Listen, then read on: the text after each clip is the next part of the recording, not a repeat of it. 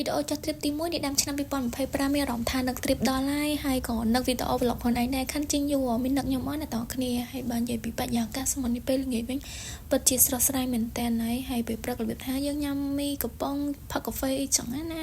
ហើយពេលថ្ងៃគឺយើងញ៉ាំបាយជាមួយនឹងគ្រឿងសមុទ្របន្តមកគឺយើងរបៀបងូតទឹកសមុទ្រហើយពេលយប់បែបលក្ខណៈថាជាសប្បាយជុំគ្នាអីចឹងបរិយាកាសបែបហ្នឹងមិនថាមានប្រហែលដងទេមើលតារៀននៅក្បាលវីដេអូក៏ដឹងថាសប្បាយដែរតើឥឡូវទៅមើលវីដេអូពេលជាមួយខ្ញុំទាំងអស់គ្នាឥឡូវហ្នឹងគឺយើងចាប់ផ្ដើមឡើងផ្លូវលបឿនលឿនហើយសម្រាប់ផ្លូវលបឿនហ្នឹងគឺលើកទី1សម្រាប់ខ្ញុំហ្មងហើយកាត់យើងក៏មកដល់ផ្សារវីរិញយើងអាចចូលផ្សារដើម្បីទិញគ្រឿងសមុទ្រទុកញ៉ាំនៅយប់ហ្នឹងហើយដោយសារតែពួកយើងមកដល់ហើយល្ងាចដែរវាអត់សូវល្អអញ្ចឹងយើងទិញមកមុខបន្តិចចឹងណាហើយឥឡូវយើងបានមកដល់ផ្លូវក្រហមសម្រាប់កាច់ទៅឆ្នេរហើយសម្រាប់ផ្លូវនេះបើសិនជាឡានហាងទៀបអាចនឹងពិបាកជាងតិចពួកខ្ញុំគ្រាន់ជាផ្លូវហ្នឹងឡើង1ម៉ោងជាងថាទាំងអស់គ្នាហើយឥឡូវហ្នឹងទីបំផុតយើងក៏បានមកដល់ឆ្នេរខ្សាច់តាបារាំងហើយខ្សាច់របស់គេឡើងសដូចឈ្មោះម៉ែណាហើយបើនិយាយពីបរិយាកាសពេលល្ងាចថ្ងៃលិចហ្នឹងវាថាស្អាតស្រស់ស្រាយមែនតើមើលទៅអ្នកទាំងគ្នាមានថាទឹកអលុកនោះឈាមមែនតើហ្មងហើយការងារបន្ទាប់ដែលធំបំផុតរបស់យើងហ្នឹងគឺមានធ្វើអីទេក្រៅពីធ្វើម្ហូបទុកញ៉ាំនឹងឯងហើយថ្ងៃនេះគឺមានស៊ុបគោជាមួយនឹងសាច់គោអាំងគ្រឿងសមុទ្រអាំងហើយមានតាំងពីងៀតគោ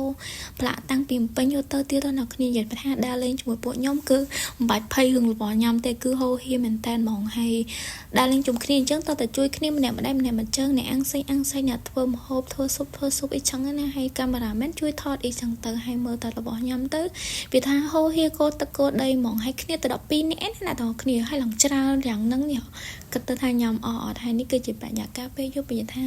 ជា relax មែនតើហ្មងចាបន្ទាប់ពីចាំរាប់ម៉ោងមកលើស៊ុបគោយើងក៏បានច្រើនរីករាល់ដែរឥឡូវហ្នឹងគឺយើងដួសដាក់ម្នាក់មួយចានយកមកអង្គុយញ៉ាំនៅតុជុំគ្នាញ៉ាំបដានិយាយគ្នាបដាឈៀបដាយថាអូយកប់សេរីហ្មងនិយាយថាឈៀសាហាវហ្មង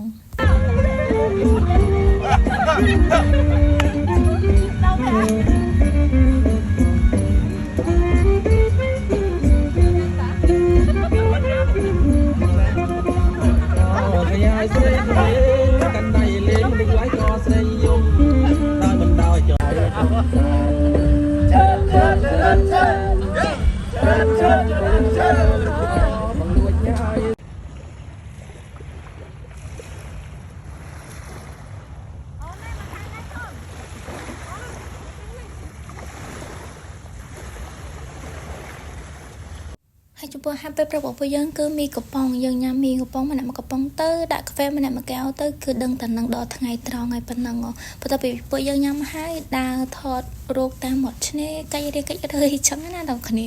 បន្ទាប់ពីយើងញ៉ាំហើយថតរូបហើយយើងក៏បានទៅលេង